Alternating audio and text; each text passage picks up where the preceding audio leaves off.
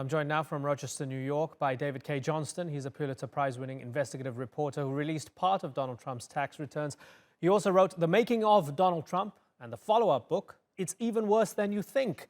In Washington, D.C., we have John Tamny. He's the director of the Center for Economic Freedom at libertarian advocacy group FreedomWorks. And in Binghamton, New York, is financial advisor Nathan Lewis, who's written the book, The Magic Formula, The Timeless Secret to Economic Health and Prosperity. Gentlemen, thanks so much for joining us. John Tamny, let me start with you. So tax records show $1 billion in losses for Donald Trump between 1985 and 1994. With that in mind, do you still trust him with the economy? Well, I think we probably overstate the billion. With real estate, there was an old joke back in the 80s that if they actually reduced taxes on real estate profits to zero, that the moguls would squeal. And so who knows what the actual losses are, but does it make me trust them more or less? It would make no difference. I don't know an entrepreneur or businessman who hasn't had stupendous failures. If you look at Steve Jobs, does anyone remember Lisa? Does anyone remember Next? His failures were endless. Jeff Bezos freely admits to having had billions worth of failures. Now let's be clear, I am not equating Donald Trump to Jeff Bezos, but I think to pin on him the failures, that describes any businessman. Okay, and it's interesting to point out, as you hinted at, that he avoided paying taxes for 8 out of those 10 years because of those losses. David Cay Johnston, is that a fair argument? Well, he certainly avoided taxes, and we know because of the tax returns I got that between 1995 and 2005, he had income that he was able to wipe to zero on an average of $81.5 million a year. But Donald Trump, all real estate operators can report negative income. Donald Trump went way beyond this. He overpaid for properties. He mismanaged properties. He's a terrible manager, as his own executives were telling me when I was covering him intensely in the late 80s and early 90s. Right. And he is a serious tax cheat. He has had 2 trials for income tax fraud, and he lost both of them. Right. Okay, let me ask you about Trump's tweet. I'm sure you've read Trump's tweet, but for the sake of our viewers, on the one hand, he was defending his business practices in the 80s and 90s. On the other hand, he was saying this is fake news. David, he tweeted, "Does anybody really believe that a reporter who nobody ever heard of went to his mailbox and found my tax returns?" At NBC News, fake news. David, was it fake news? Who gave it to you?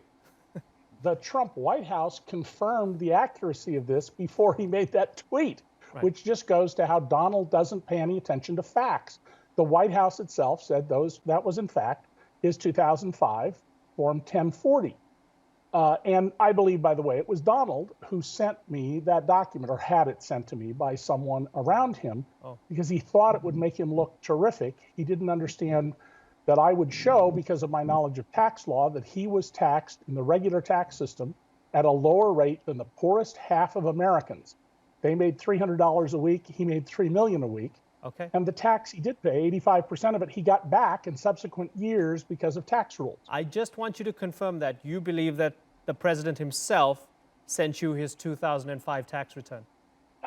I believe he's the likely source of it, and more importantly, the White House confirmed that that is the tax return. Fascinating. Nathan Lewis. So we have the Treasury Secretary Mnuchin refusing to release Trump's tax returns, even when Congress has asked. Does that mean that the president clearly has something to hide? Why is the Treasury Secretary doing this? Any businessman who, on the scale of operations of Donald Trump in the 80s and 90s, has incredibly complicated tax returns. He was also going through some bankruptcy issues at the time. He wrote about it in his books. It's no secret.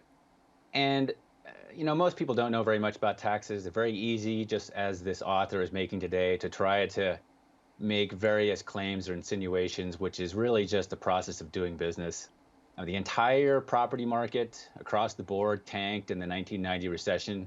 The people in the property business say it was in part due to the changes in tax laws, which were very unfavorable for property after 1986. I don't think there's anything really of interest there. Okay, so David, are you just making unfair insinuations here? Well, we have lots of public record. I mean, I have tens of thousands of pages of Donald Trump documents. that show he's a terrible businessman, as his own executives were telling me every chance they got at the time. And remember, Trump didn't go around saying, gee, I'm suffering like everybody else in a tough real estate market. He proclaimed himself the modern Midas. In fact, he told me one day he was worth $3 billion. Later in the day, he told someone else $5. The documents he had to produce later showed he had a negative net worth. Maybe Donald he made just makes $2 billion stuff up. at lunchtime. How do you know? It could have been, sure. John Tamny, a crucial point here is that Trump has said that the voters don't care about tax records and tax returns. Is he right? Oh, I think there's some truth to that. For the voters, it's ultimately about the economy. You know, the reality, so Donald Trump is a terrible businessman. And let me be clear, my defense of him isn't a defense of all of his policies. I'm sure I could articulate much more clearly than Mr. Johnston where Trump is wrong on economic policy, and he's very wrong in a lot of areas. But the simple truth is, all businessmen have stupendous failures and mistakes. Is he a terrible businessman? Do you know of too many heirs who inherited whatever they inherited and created a global brand that such that their name is on buildings around the world, that they had a very highly rated TV show? Again, I could talk for days about where Trump's wrong. His comments on trade are flabbergasting for just how illiterate they are.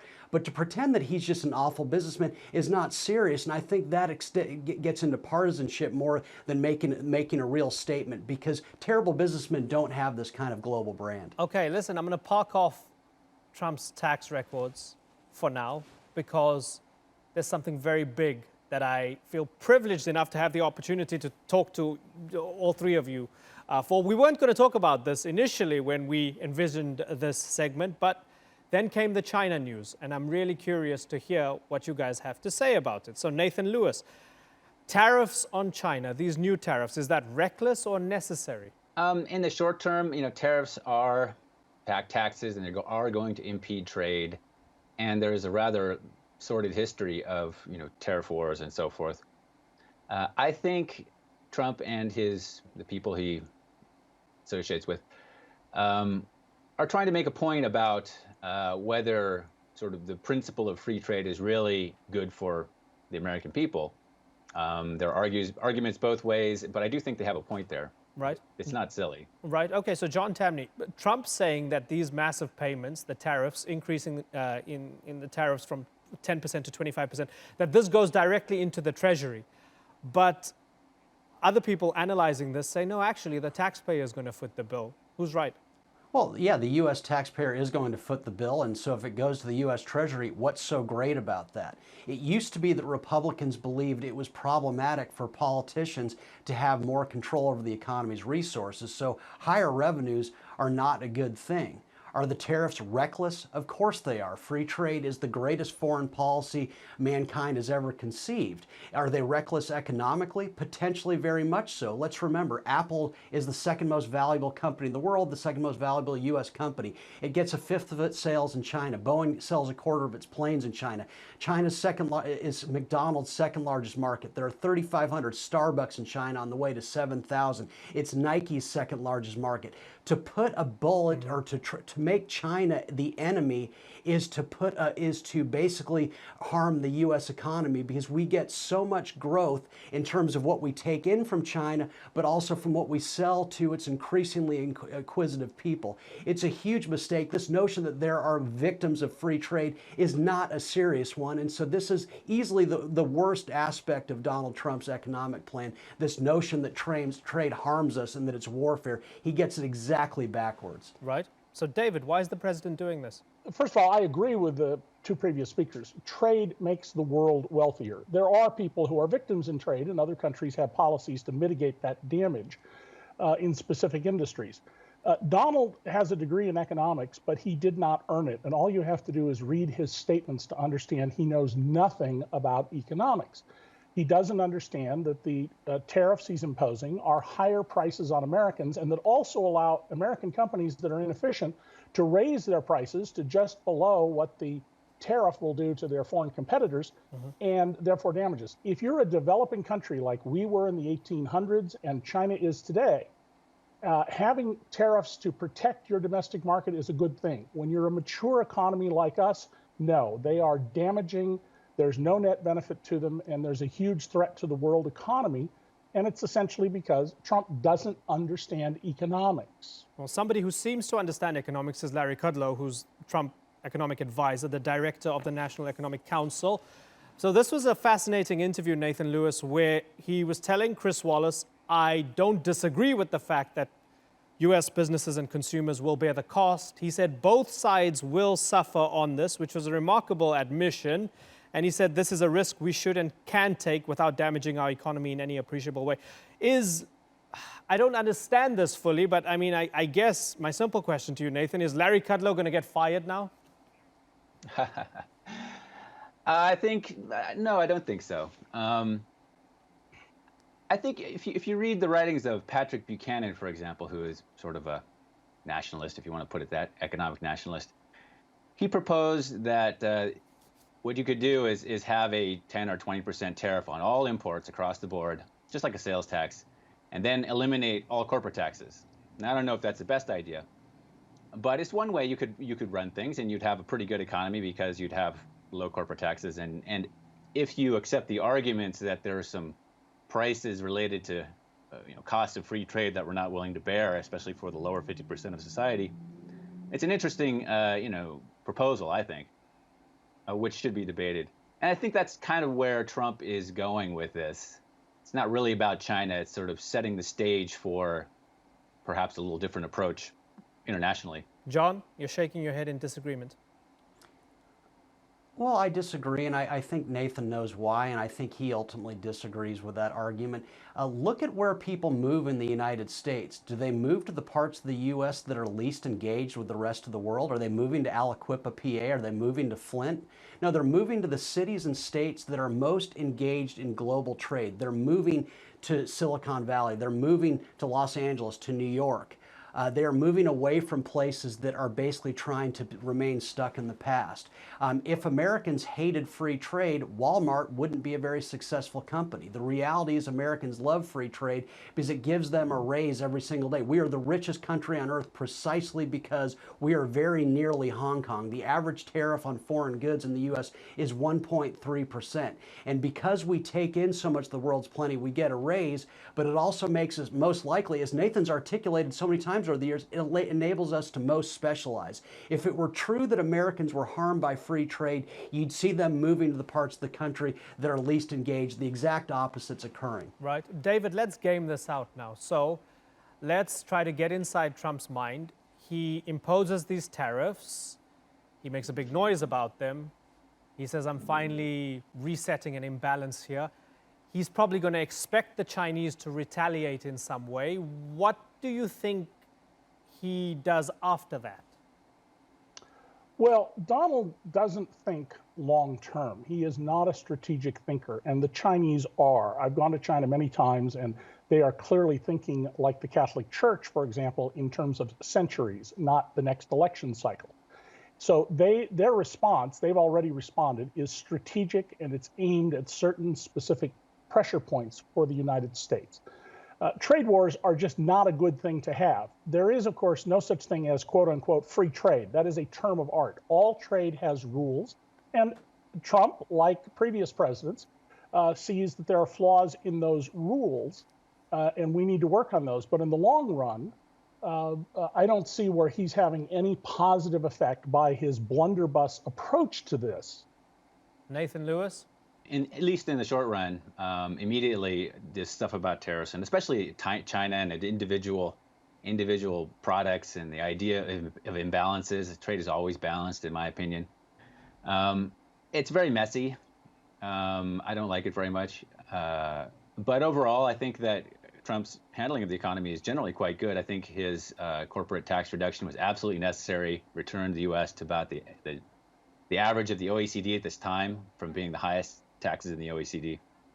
So generally, I think it's pretty good. We should take it all as one group, I think. Okay. And as we converge, the two issues that we discussed, let's have them converge now and sort of wrap things up a little bit, right? I'm going to start with you, John. So we spoke about the president's tax record showing he lost a lot of money at a certain point in time. Some people hang a question mark over his credibility as somebody who can control the largest economy in the world.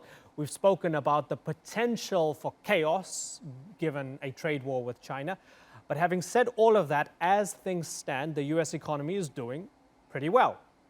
Is it doing well because of Trump? Or has he just inherited something? Is he standing on the shoulders of a giant that is Barack Obama? Well, I think it's fair to say that the economy was already improving. We saw that in the rising stock market, but I do think Trump's overall had a positive impact, probably not for the reasons he assumes. I think the reason he's succeeded, he's largely been a somewhat of a libertarian president. Were the tax cuts large enough? No, they were way too small, but in Trump's defense, he would have signed larger ones. Our count at FreedomWorks is that for every new regulation, 22 have been repealed or allowed to lapse. That's a very big positive. The dollar, he talked down the dollar a lot during his campaign, but he hasn't made a weaker dollar a major issue. I think that's been a huge thing for the economy. With the dollar not in free fall, investors feel more comfortable, and investment is what drives economic growth. It's a shame that he's promoted this trade brinksmanship because it will do nothing to boost the economy. It just creates uncertainty. But I think overall, precisely because he can't get anything done, precisely because he has no strong relationship with Congress, those are the presidents you want. You don't want a great businessman president. You don't want a president who does a lot of things. You basically want a distracted president. That's why Clinton had such a good economy, and I think it's why Trump will have a good economy. He can't get much done. That's exactly what you want in someone in the White House. Okay, final comments from both Nathan and David. Nathan, you first. Should Trump be getting the credit and taking the credit for a decent U.S. economy right now? I think absolutely. I think we would be much worse off if Hillary Clinton was president. I don't think Barack Obama deserves much credit except for that he didn't make many mistakes, didn't break very much. For the upcoming election, I don't think that Trump's business history from 25 or 30 years ago is going to be particularly relevant. I think he's basically on the right track now. Some of this tariff stuff is a little worrying, but and if he stays on the right track and maybe backs it up with some more tax reforms and regulatory reforms, I think he's going to win. 2 votes for Trump so far, well, based on the economy. David? Well, he might get another term if he wins the Electoral College, but I went through the numbers. All of my work is based on facts, and Trump has been touting 3.2% GDP growth in the first quarter. That is the exact average of the last 72 years. It's just a C grade. By some measures, he has underperformed Barack Obama, as I reported at DC Report and showed the data.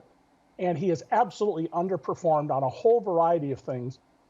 Every president back to Jimmy Carter and Barack Obama in his second term. Okay, gentlemen, it's been good to chat. David Cay Johnston, John Tamny, and Nathan Lewis, thanks so much for joining us on the Newsmakers.